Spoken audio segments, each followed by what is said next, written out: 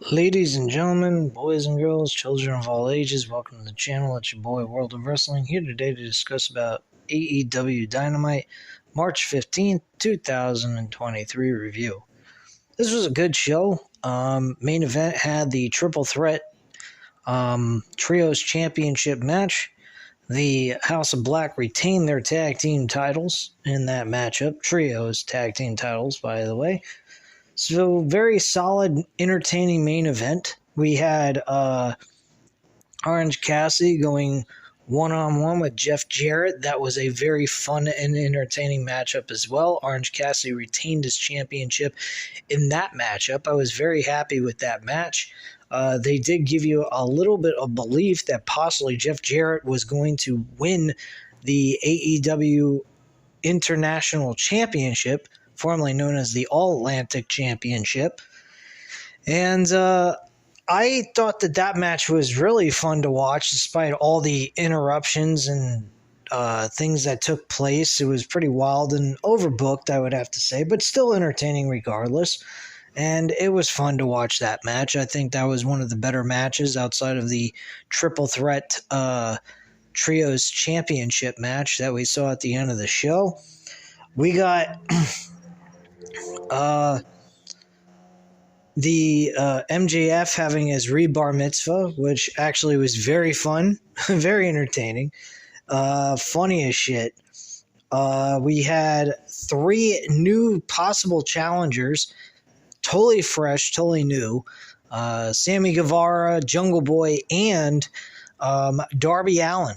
Darby Allin finally made his return back to AEW programming. Excuse me, wrong show. But we witnessed him coming back to the AEW television, recovering from his injuries that he sustained with Samoa Joe over the TNT Championship. So we got him in the World Championship picture, which I actually like the idea of all 3 of these men having a possibility of competing for the AEW World Championship against MJF. I think they should be challenging for this belt individually, one-on-one with MJF, not actually a fatal 4-way. I don't like the idea of that. If you drag it out with all 3 members, I think, or all 3 challengers, I think that would be terrific. Out of the 3 that I would like to see become world champion would probably be Darby Allin if they were to do that, but I doubt they will, because these 3 men are more challengers that could be this year. If you used all 3 of them in individual one-on-one title matches, we could see fucking Jungle Boy at Double or Nothing, possibly. I think it's going to be Hangman Page, though, at some point. I mean, we got plenty of months left and weeks leading into the Double or Nothing pay-per-view, so I think Hangman Page is a proper opponent for Double or Nothing. Then we could see maybe like Jungle Boy on a live television show for the World Championship. See Sammy Guevara competing for the championship on another episode of Dynamite. And then we lead into All Out with Darby Allin being the last challenger out of the 3 opponents that could possibly face MJF for the championship. So that's the way I kind of view it. I think that's the best way to do it. And I think Hangman Page should get the first crack at the world title since he has not gotten a rematch since losing it to CM Punk back in May of last year. And it brings about a very good story as well because of that fact. So I kind of see Hangman Page being the next guy in line for Double or Nothing and taking an L in that whole one-on-one match. But yeah, that's kind of how I see the booking for this, for these 3 men. Each man described their feelings about MJF and what they had to do to get there. Jungle Boy feels that MJF has never competed on Dark. All the 3 of them have. He hasn't been on Elevation or even Rampage. He's always been on the primary television show known as Dynamite. So he feels like everything has been handed to him. He doesn't understand why. Truthfully, he thinks the whole thing is retarded, and he doesn't believe that he deserved a shot at winning, doing anything, because all he does is run his mouth. Sammy Guevara said pretty much the same thing. He worked at Subway and other fast food restaurant chains and worked his tail off to get where he is. MJF did not. He feels that MJF's just a big mouth that just does a lot of talking and hardly any wrestling. So that's his viewpoint on MJF as well. Then we had Darby Allin. Darby Allin said, you know what, it's about me. I don't need no bidding war. I'm able to do what I want here in AEW. When I was in college 13 years ago, he said, I did a film and the teacher did not like the film. She said, I have to change it. And he said, I'm not going to. And he dropped out, basically, of the college because he thought it was a very nice video that he should be able to keep the way it is, not change his creativity, basically mentioning WWE in that kind of sense. And he would rather get paid less than what he could somewhere else where they're going to take his creativity away from him than go ahead and work for a company that will take away all of his creativity. So he'd rather do it for the art of doing the job than worrying about the money so much, which is very true. I mean, these guys get paid more than most of us in the world. I mean, they get paid hundreds and hundreds of thousands, even millions of dollars, depending on what level in the company they're at. But they get paid very good money for what they do. And especially in AEW, they don't wrestle week to week, or they don't wrestle day to day. They wrestle week to week. So they're not exactly out there every single night busting their ass. They're doing it once a week and on Rampage the same night.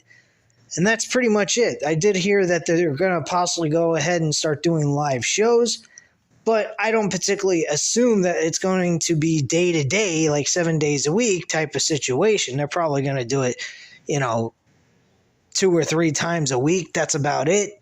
I mean, that's not a bad deal.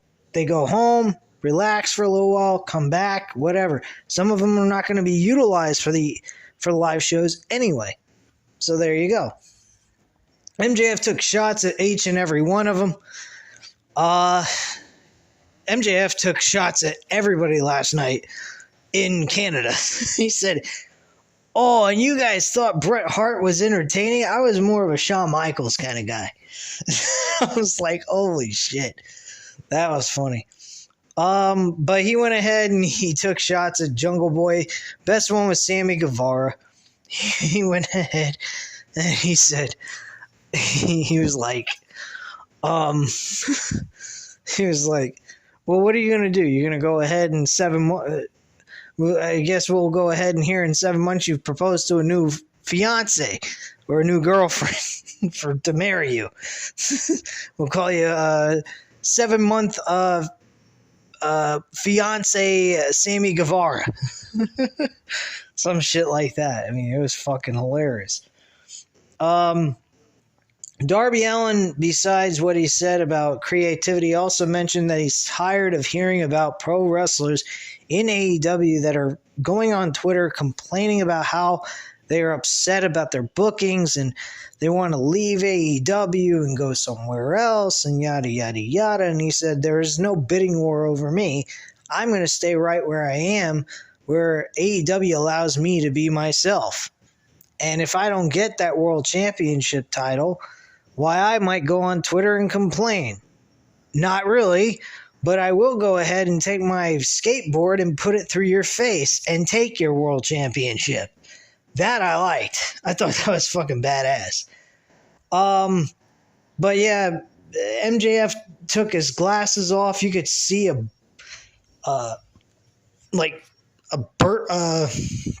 some sort of redness on his eye.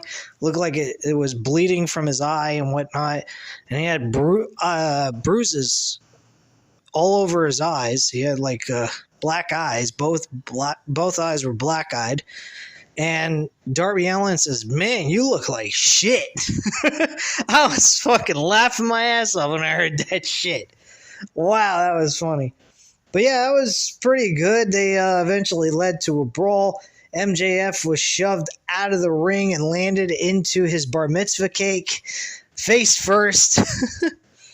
The announcers loved it, except for Taz. Taz has been great as of late. I've been liking his commentary. I think he's been very good at what he does. I've always liked Taz. I think Taz has always been a good commentator, color commentator, I should say. He's worked well with a lot of people. Mike Tenay and TNA was good. He worked well with Michael Cole. I think he's a great asset as a color commentator, most definitely.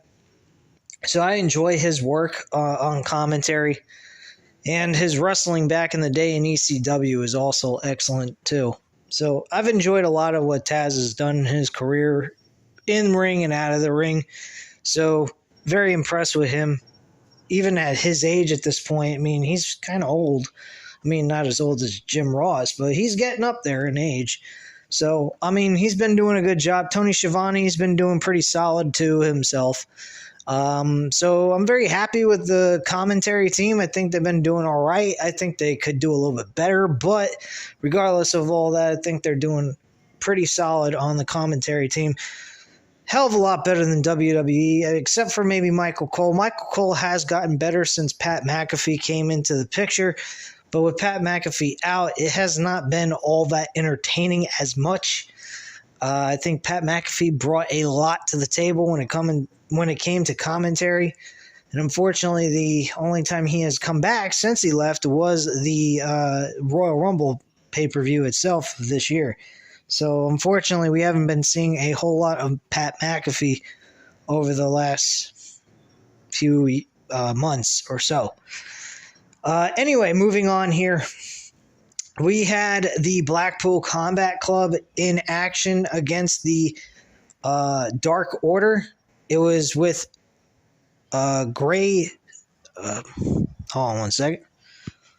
So correction, it's actually a 6-man tag team match with Hangman Page, Stu Grayson, and Evil Uno against the Blackpool Combat Club, consisting of Wheeler Yuta, Claudio, and Jon Moxley in a 6-man tag team match. This was actually a very solid, entertaining 6-man tag team matchup. I see that there's some kind of development going on within the trios division. I think that's what they're trying to develop. But again, like I said, I believe out of this, we're going to see Hangman Page eventually move away from this, I believe, to the World Championship. But this was an excellent opener to the show for the first match. And I think it was great. At the end of all this, Stu Grayson has not been on AEW television for a while. Simply because his contract was up, they let him go, didn't see any use with him, and they brought him back.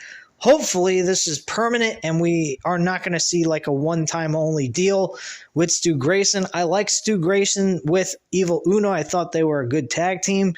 I think when they originally started, they had this really spooky, kind of creepy little gimmick they had going on, and it just kind of fell off the rails. But personally, I actually liked the Dark Order with Stu Grayson, Evil Uno as tag team champions sometime in the future.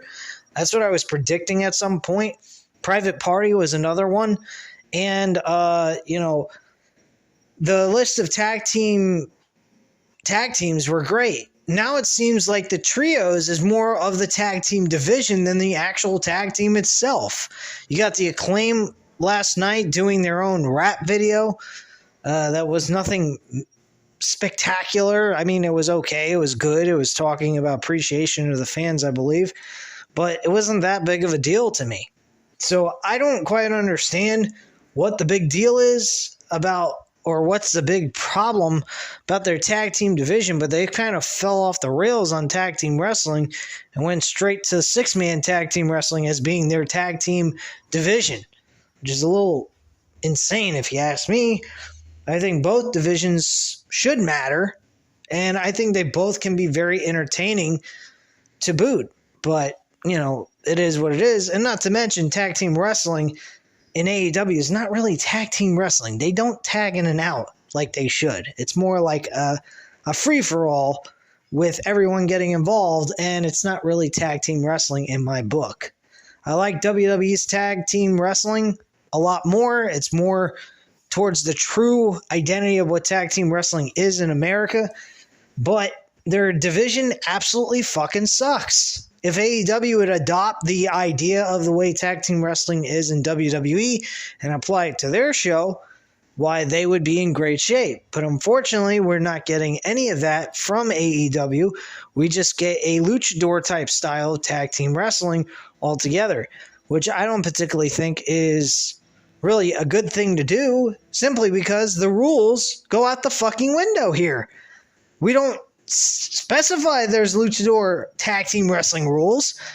This is supposed to be an American style tag team wrestling match. So if a person who's illegal is out there in the ring trying to do stuff, they got 5 seconds to get back to their corner. And if they don't, then the match is over. It's disqualification. That's the normal rules for a tag team wrestling match.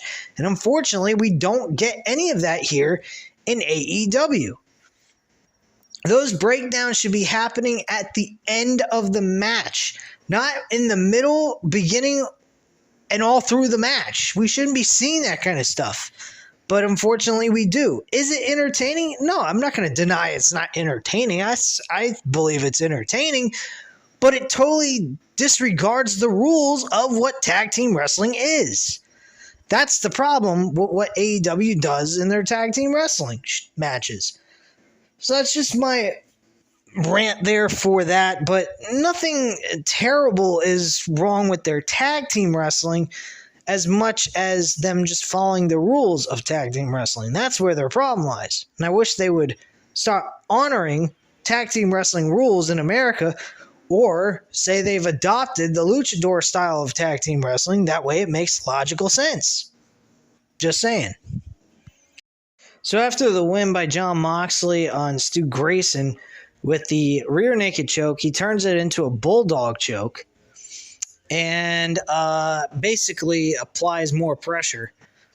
Evil Uno and Hangman Page try to make the save, but there's no avail. And then John Silver and Alex Reynolds come down to make the save, but unfortunately no avail to that either, and they managed to fight them off as well. Following that, we had Juice Robinson calling out Ricky Starks about how he's not going to do nothing, and that's because he can't do nothing. And that's why he's rock hard or some kind of bullshit. But it is what it is. Ricky Starks come back in a reply in a backstage interview towards that video and states, it's kind of funny. What has Juice Robinson done in AEW? What has he accomplished? Nothing. He's with the Bullet Club, which would be something great if he was actually part of the group in 2015 when they were more relevant than they are now. So he said, hey, if you want to fight, bring it. I don't care. I will fight you, or I'll even fight the whole Bullet Club. Bring them too. I don't give a shit. Just bring it. That's what he was saying throughout the entire promo. He sounded like he was the fucking Rock, only doing it in a very bland way.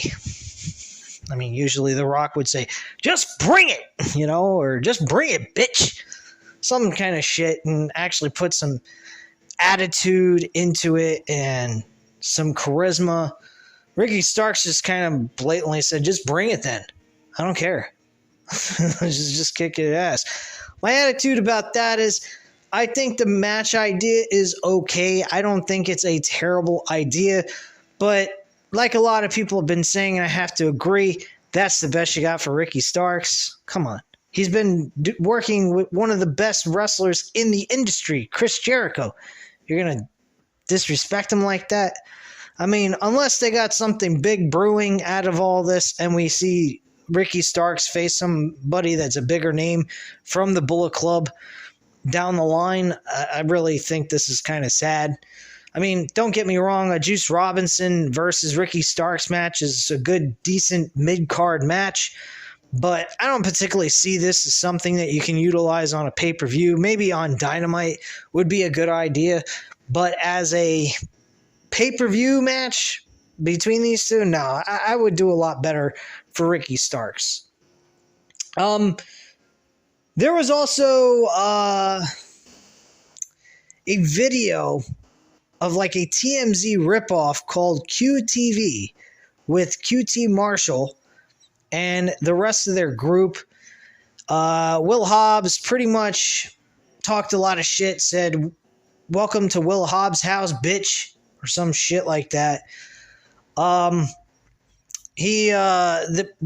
QT Marshall, he went ahead and pointed out what was the reason why Wardlow's bags were stolen, and they either reenacted the Wardlow's car being robbed by one of the members of their group, or this was a shoot that was reported and thought it was supposed to be real and it wasn't, which I think that would be even better if it was actually a work the whole entire time and not a legitimate robbery out of his car.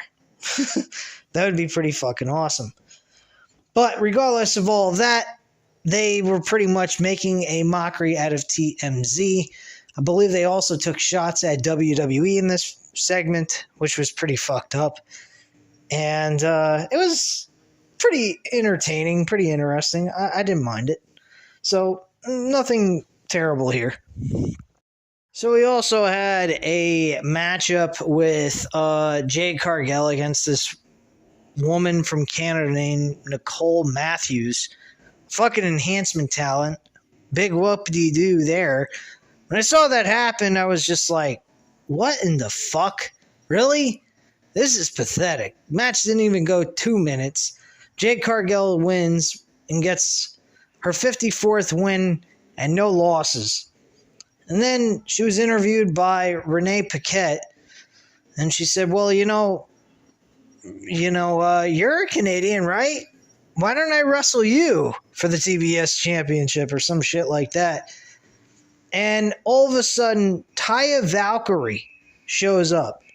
I thought this was supposed to be the opponent we were supposed to see face Jade Cargill, but that is not the case. We're actually going to see, possibly at Double or Nothing, Jade Cargill lose to Taya Valkyrie for the TBS Women's Championship. I hope that is the case.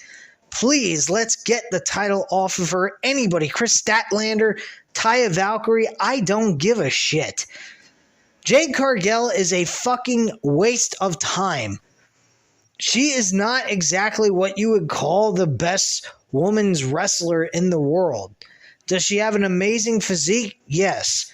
Is she intimidating to a lot of women? Yes. But she's not that good in the ring. I think Chyna is a better wrestler than Jade Cargill. That's just my viewpoint on that, man. She is not that great of and she's not that big of a deal. She's hardly ever shown on TV anyway. She's not a prime attraction for the women's division anyhow. So who gives a shit? She's not that impressive. Her list of opponents she's faced has not been all that spectacular anyway. Just saying. Okay, last thing was the Outcast, and then we had the Trios Tag Team title match, which was great as the main event. I enjoyed that match for what it was. I already mentioned about the All-Atlantic Championship with Jeff Jarrett and Orange Cassidy, so we don't have to talk about that again. But the last segment that I have not talked about was the Outcast, which is Ruby Soho, Saraya, and Toni Storm. This was your typical explanation as to why they're here, why they turned heel, why they've turned against the fans, and so forth. It's your typical everyday explanation. Basically, they felt unappreciated, especially Toni Storm. She explained that when she was the AEW Women's Interim Champion, which really upsetted her, which I don't blame her. I think that was really fucked up that she carried around the AEW Women's Championship only to be told she was an interim champion, and then when she lost it to Jamie Hayter, that title was changed from interim to the actual champion when they could have made that the actual championship to begin with. So she was very upset with that situation. She felt that the fans did not appreciate her while she was interim champion on top of that. So with all that being said, plus what Ruby Soho said last week, she doesn't feel very happy with the fans either. They also felt that the women in AEW kind of pissed on the grass that they stood on because they felt that AEW was a great place, but they turned it into shit when they started to actually do stuff within the AEW grounds of the promotion. So they feel it's absolutely necessary for their duty to show the women's division in AEW who is boss and who owns this house. So that's pretty much what that was all about. From there, we had Britt Baker and Jamie Hayter come down to the ring to attack these three women. The numbers game was against them, and then out came Riho and Willow Nightingale and Sky Blue to attack these three other women to even out the odds a little bit more, and the Outcasts escape and regroup, basically. The name of the group is absolutely silly. I don't know why they're being called the Outcasts. Sounds like something this has been utilized in WWE with Bo Dallas and Curtis Axel, I believe. I believe they were the Outcasts. I don't know why nobody on YouTube has yet to announce anything like that or say, hey, they're doing something that WWE did with the name being called the Outcasts. I think that was their name between Bo Dallas and Curtis Axel, but I could be wrong. But yeah, this was a really good episode, I think, especially the matches we had on the show. Following the ending of the Trios Tag Team title match, the Elite were being attacked, and we also did see the Dark Order with Hangman Page battling the Blackpool Combat Club as well. So this is it was kind of interesting. From there, we actually saw this war move out to the ring after the match was over, and we see Hangman Page actually taking the side of the Elite. What does this mean? I have no idea. But it could mean that we will see Hangman Page part of the Elite once again, and we will see him challenging for the World Championship possibly, with the Elite backing him at the end of the day, for all we know. But it was very interesting to see Hangman Page working alongside in some capacity with the Elite. After all these years, they separated because of circumstances that made them want to break apart from one another. So that was pretty much the overall review of this show. Very solid, entertaining stuff. Good storylines being built up. This was a hell of a lot better than last week's episode. And we actually saw a storyline progression taking place on this episode that could lead us to believing there's some matches that will be built up for the next pay-per-view at Double or Nothing in May. Hopefully that's the case. But anyway, guys, that's all I have to say at this time. If you like this video, go ahead and hit the like button. Hit the subscribe button if you're not already subscribed to the channel. And leave a comment down below. I'll definitely get back to you on that. Thank you guys very much for watching. And have a great night, guys. Bye.